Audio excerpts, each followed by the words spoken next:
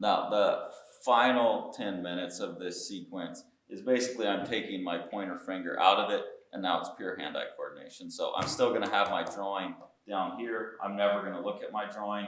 It's going to be one continuous motion. I'm not going to sit there and sketch like that, one continuous flowing motion. But now I'm just looking at the skull, and I'm just doing a hand-eye coordination thing.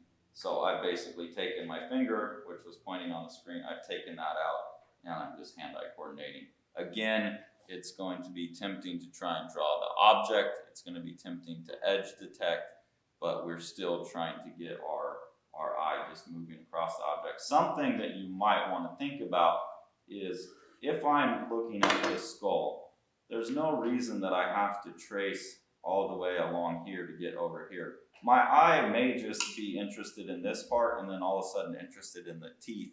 And there could be a straight line all the way across here in my drawing that represents the motion, the path of my eye from here to here.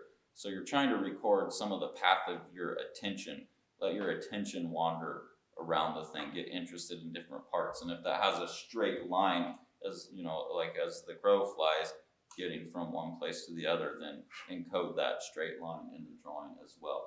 It's really important that you're not thinking about trying to make this look like the thing.